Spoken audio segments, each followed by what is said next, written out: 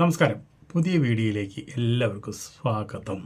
ഇന്ന് നമ്മൾ ബിഗ് ബോസിൻ്റെ അരമന രഹസ്യമാണ് പറയാൻ പോണത്. അരമന രഹസ്യം നമ്മൾ അങ്ങാടി പാട്ടാക്കാണ്. ലോകത്തിലെ ബിഗ് ബോസ്, ലോകത്തിലെ, ഇന്ത്യയിലല്ല, ലോകത്തിലെ ബിഗ് ബോസ് സ്ക്രിപ്റ്റഡ് ആണോ ഉഡായിപ്പാണോ എന്ന് ചോദിക്കുന്നുണ്ട്. അപ്പോൾ ശരിക്കും പറഞ്ഞാൽ ബിഗ് ബോസ് തന്നെ ഒരു ഉഡായിപ്പാണ്. അതേപോലെ തന്നെ കുറേ ആൾക്കാർ ചോദിക്കുന്നുണ്ട്, ഈ വോട്ടിങ് പ്രേക്ഷകർ കയറി ഹോട്ട്സ്റ്റാറിൽ വോട്ട് ചെയ്യുന്നുണ്ടോ, അത് തട്ടിപ്പാണെന്ന് ചോദിക്കുന്നുണ്ട്. അവർക്കുള്ള മറുപടി എന്താ വെച്ചാൽ ബിഗ് ബോസ് തന്നെ ഒരു തട്ടിപ്പാണ്. പിന്നെ വോട്ടിൻ്റെ കാര്യം പറയണ്ട, എല്ലാം അന്തിമ ഈ വിധി ബിഗ് ബോസിൻ്റെയാണ്, അല്ലാണ്ട് പ്രേക്ഷകരുടെ ഒന്നല്ല. പ്രേക്ഷകരൊക്കെ അതിൽ നമ്മൾ വോട്ട് ചെയ്യുക എന്ന് മാത്രമേ ഉള്ളൂ. ഈ ബിഗ് ബോസ് എങ്ങനെ ഉണ്ടായി, ലോകത്ത് ബിഗ് ബോസ് എങ്ങനെ ഉണ്ടായി? ഒരു ബ്രിട്ടീഷ് എഴുത്തുകാരൻ, അദ്ദേഹം ഒരു നോവൽ എഴുതി. എന്താണെന്ന് വെച്ചിട്ടുണ്ടെങ്കിൽ കുറേ ആൾക്കാരെ കൂട്ടി ഒരു വീട്ടിൽ കൊണ്ടുവന്നിട്ട് അവരെ പീഡിപ്പിക്കലും അവരെ ഭക്ഷണം വളരെ കുറവ് കൊടുത്തും അതുപോലെ തന്നെ ഒരു സൗകര്യങ്ങളില്ലാത്തൊരു വീട്ടിൽ കൊണ്ട് ഇട്ട് അവിടെ കുറേ സ്ത്രീകളുണ്ട്. അപ്പോൾ ആ നോവലിൻ്റെ പേരാണ് ബിഗ് ബ്രദർ. ആ നോവലിൻ്റെ ഒരു കഥാസാരമാണ് ഇന്ന് നമ്മൾ കണ്ടുകൊണ്ടിരിക്കുന്ന മലയാളത്തിലെ ബിഗ് ബോസ്. മലയാളത്തിലെ തന്നെയല്ല, ലോകത്തെ ബിഗ് ബോസ്. അതിൻ്റെ ഒരു ആ നോവലിനെ അടിസ്ഥാനമാക്കി ആ നോവലിൻ്റെ റോയൽറ്റി വാങ്ങിച്ച് അതിന് കോപ്പിറൈറ്റ് റെഡിയാക്കി ആ ഒരു ബിഗ് ബോസിന് ഈ ലോകത്ത് മുഴുവൻ നമ്മൾ കണ്ടുകൊണ്ടിരിക്കുന്ന ബിഗ് ബോസ്. അപ്പോൾ അതൊരു നമ്മുടെ ബ്രിട്ടീഷ് കമ്പനിയുടെയാണ് ഈ ബിഗ് ബോസ്. ഇപ്പോൾ ഇന്ത്യയിൽ ബിഗ് ബോസ് നടക്കുന്നുണ്ട് നിങ്ങൾ പറയും, അത് ബ്രിട്ടീഷ് കമ്പനിയല്ല നടത്തുന്നത്. എന്താണെന്ന് വെച്ചിട്ടുണ്ടെങ്കിൽ ബിഗ് ബോസ് കമ്പനി, നമ്മുടെ ബ്രിട്ടീഷ് കമ്പനി ഇന്ത്യയിലേക്ക് എൻഡമോൺ ഷൈൻ എന്ന് പറഞ്ഞുള്ളൊരു മീഡിയയ്ക്ക് ബിഗ് ബോസ് നടത്താനുള്ള റോയൽറ്റി കൊടുത്തിരിക്കുന്നു. അപ്പോൾ അതിക്ക് അവർ കാശ് കൊടുക്കണം. അതുപോലെ തന്നെ ബിഗ് ബോസ് എന്ന് പറഞ്ഞ ഒരു റിയാലിറ്റി ഷോ കേരളത്തിലെന്നല്ല, ഇന്ത്യയിൽ വേറെ ഒരു ചാനലിലും വരാൻ പറ്റില്ല. അതിന് കോപ്പിറൈറ്റ് ഉണ്ട്, അവർ കോപ്പിറൈറ്റ് കൊടുത്തിട്ടുള്ളതാണ്. അപ്പോൾ നിങ്ങൾ ചോദിക്കാം, വർഷങ്ങൾക്ക് മുമ്പ് സൂര്യ ടി വിയിൽ മലയാളി ഹൗസ് എന്ന് പറഞ്ഞ ഒരു ഷോ വന്ന് ഇതേ ഫോർമാറ്റിൽ വന്ന് അത് ഭയങ്കര ഹിറ്റായി എന്ന് പറയാം. പക്ഷേ അതിന് കാരണമുണ്ട്. എന്താണെന്ന് വെച്ചിട്ടുണ്ടെങ്കിൽ മലയാളി ഹൗസ് എന്ന് പറഞ്ഞിട്ട് ആ ഒരു ഷോ തുടങ്ങി. അത് തുടങ്ങിയോടുകൂടി തന്നെ പിന്നത്തെ സീസണിൽ അത് തുടങ്ങിയില്ല, അത് ഡ്രോപ്പ് ചെയ്തു. എന്താ കാരണം? സൂര്യ ടി വിക്ക് അല്ലെങ്കിൽ സൺ നെറ്റ്വർക്കിന് കോപ്പിറൈറ്റ് കൊടുത്തു. അതുകൊണ്ട് അവർക്കിനി ഈ ഒരു ഷോ വേറെ ഏത് പേരിലായാലും ഈ ഒരു ഫോർമാറ്റിൽ നടത്താൻ കഴിയില്ല. അത് അവർക്കും തന്നെയല്ല, കേരളത്തിലെ ഒരു ചാനലിൽ നടത്താൻ പറ്റില്ല, ഇന്ത്യയിലത്തെ ഒരു ചാനലിൽ നടത്താൻ പറ്റില്ല. അപ്പോൾ അത് ഒരു കൊളാബറേഷൻ കൊടുത്തിരിക്കുന്നു നമ്മുടെ എൻഡമോൺ ഷൈനായിട്ട്. അതേപോലെ തന്നെ ലോകത്തെല്ലാ സ്ഥലത്തും ബിഗ് ബോസ് ഉണ്ട്. ആ ബിഗ് ബോസ് ഒക്കെ ഇതുപോലെ ഓരോ രാജ്യത്തിന്, ഇനിയിപ്പോൾ ചൈനയിൽ ബിഗ് ബോസ് ഉണ്ടെങ്കിലും കാനഡയിലുണ്ടെങ്കിലും അമേരിക്കയിലുണ്ടെങ്കിലും അതുപോലെ തന്നെ നമ്മുടെ ഏത് രാജ്യത്ത് ഏത് രാജ്യത്ത് ബിഗ് ബോസ് ഉണ്ടെങ്കിലും അതെല്ലാം ഈ ബ്രിട്ടീഷ് കമ്പനിയായിട്ടുള്ള കൊളാബറേഷനാണ്. അപ്പോൾ അതിൻ്റെ പിന്നെ നമ്മൾ ചോദിക്കുന്ന ഒരു കാര്യം എന്താണ്, ഇത് സ്ക്രിപ്റ്റഡ് ആണോ എന്നുള്ളത്. 24 മണിക്കൂറും നമുക്ക് ഓൺലൈനിൽ കാണാം. ഇത് സ്ക്രിപ്റ്റഡ് ആണോ എന്നാണ് ചോദിക്കുന്നത്. ഇത് സ്ക്രിപ്റ്റഡ് എന്ന് പറഞ്ഞാൽ 50% സ്ക്രിപ്റ്റഡാണ്, 50% സ്ക്രിപ്റ്റഡ് അല്ല, ലൈവാണ്. കാരണം ഈ 50% സ്ക്രിപ്റ്റഡ് എന്ന് പറഞ്ഞു കഴിഞ്ഞാൽ അത് അല്ലാണ്ട് ഈ ബിഗ് ബോസ് ഷോ മുതലാവില്ല, പ്രേക്ഷകരെ കിട്ടില്ല. കാരണം അത് ഇതുപോലെ കുറച്ചില കണ്ടൻറ്റുകൾ സ്ക്രിപ്റ്റഡായിട്ട് കൊടുത്താൽ മാത്രമാണ് അതിൻ്റെ ഉള്ളിൽ കാണുന്ന മത്സരാർത്ഥികൾ അവർ വേറെ ട്രെയിനിങ്ങിൽ വേറെ ലെവലിൽ നിന്ന് കളിക്കുള്ളൂ. അതിന് ബിഗ് ബോസ് കൊടുക്കുന്ന പല ടാസ്കുകളുണ്ട്, പല കോമ്പറ്റീഷനുകളുണ്ട്. അതുപോലെ തന്നെ പലരും വളരെ ഫേമസ് ആയിരിക്കുന്ന ആളെ പെട്ടെന്ന് തന്നെ ഔട്ടാക്കണ ഒരു പരിപാടിയുണ്ട്. അപ്പോൾ ജനശ്രദ്ധ ആകർഷിച്ചു.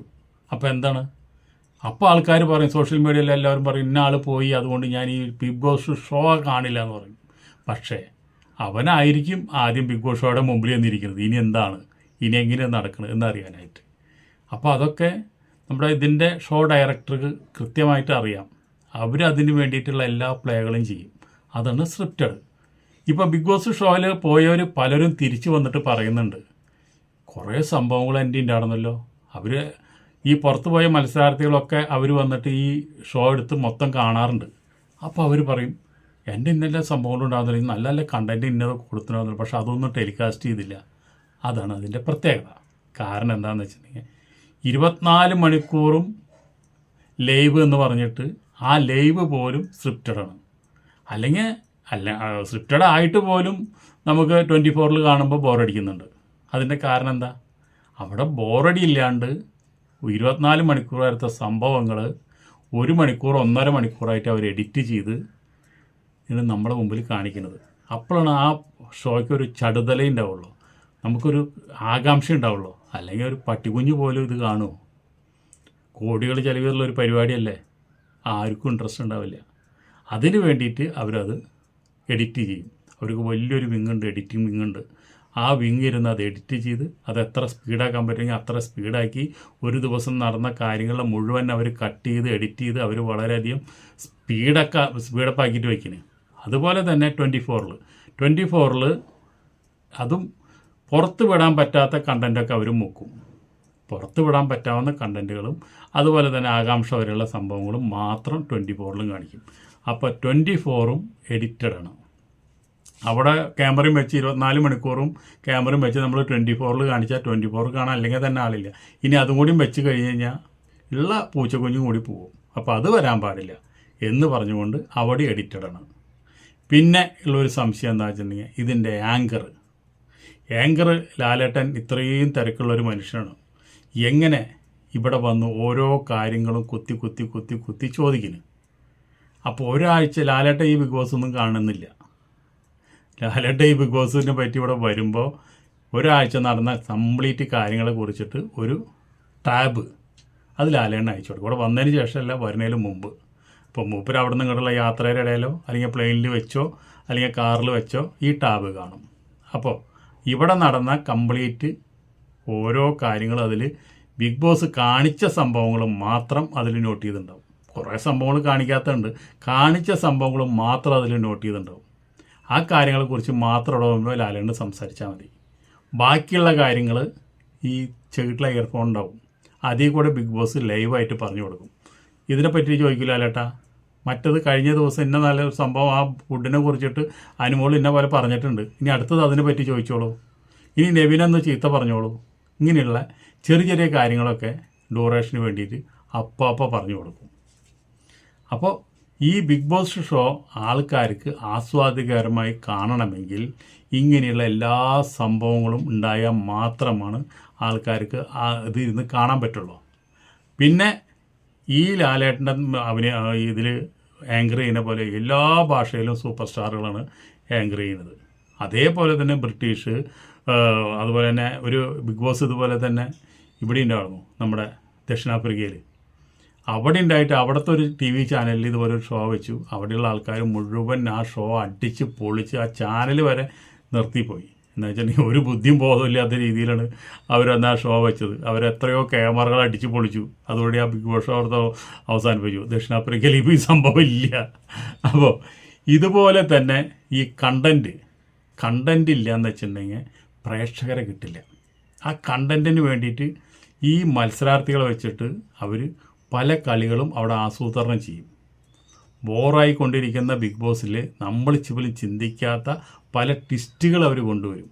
ആ ട്വിസ്റ്റുകൾ കൊണ്ടുവരുമ്പോഴാണ് നമ്മൾ വിചാരിക്കാത്ത ആൾക്കാർ ഈ ബിഗ് ബോസിൽ നിന്ന് പുറത്തു പോവുക, അത് പുറത്ത് ചർച്ചയാവുക.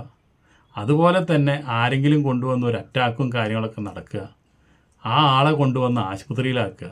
അപ്പോൾ അതൊരു ചർച്ചയായി. അപ്പോൾ ആ ചർച്ചയുടെ മുകളിൽ അവർക്ക് ഒരാഴ്ച ഇഷ്ടം പോലെ പ്രേക്ഷകരും കൊണ്ട് അവർക്ക് യാത്ര ചെയ്യാം. അതുപോലെ തന്നെ ഓരോ ആഴ്ചയിലും ഓരോരുത്തരെ പുറത്താക്കാൻ വേണ്ടിയിട്ടുള്ള ഓരോ ട്വിസ്റ്റുകൾ കൊണ്ടുവരുമ്പോൾ ആ ആഴ്ചകളിലൊക്കെ ഗംഭീരമായിട്ട് TRP ഇവർക്ക് കൂടും. TRP എത്ര കൂടിയോ അത്രയും ഓരോ പരസ്യത്തിൻ്റെ റേറ്റ് കൂടും. ഈ ബ്രാൻഡിനവർക്ക് തന്നെ പൈസ കൂടും. TRP ഒന്നുമില്ല വെച്ചിട്ടുണ്ടെങ്കിൽ ബ്രാൻഡിങ്ങിൽ കംപ്ലീറ്റ് അടിയിലേക്ക് പോരും. അപ്പോൾ ലോകത്ത് നടക്കുന്ന എല്ലാ ബിഗ് ബോസ് ഷോയും നമ്മുടെ ഈ ബ്രിട്ടീഷ് കമ്പനിയുടെ കീഴിലാണ് നടക്കുന്നത്. അത് വേറൊരു ചാനലിൽ ഇതിൻ്റെ ഒരു രൂപാന്തരം എടുത്ത് ടെലികാസ്റ്റ് ചെയ്യാൻ പറ്റില്ല. ടെലികാസ്റ്റ് ചെയ്ത് കഴിഞ്ഞാൽ ഈ ബ്രിട്ടീഷ് കമ്പനിക്ക് ചോദിക്കുന്ന കോടികൾ, ദശലക്ഷം കോടികൾ അവർ നഷ്ടപരിഹാരം ചോദിക്കുക, അത് കൊടുക്കേണ്ടി വരും. അപ്പോൾ ഈ ഒരു ബിഗ് ബോസ് ഷോ ഓരോ രാജ്യത്തിനും കൊളാബറേഷൻ ചെയ്തിട്ട് എല്ലാ രാജ്യത്തും ഇതിൻ്റെ ഫോർമാറ്റ് ഒരുപോലെയാണ്. ഇപ്പോൾ ഇവിടെ ഈ ടാസ്ക് കൊടുക്കണ പോലെ തന്നെ എല്ലാ സ്ഥലത്തും അത് അവർ ആ ഫോർമാറ്റ് പോലെ വേറെ ആർക്കും ചെയ്യാൻ കഴിയില്ല.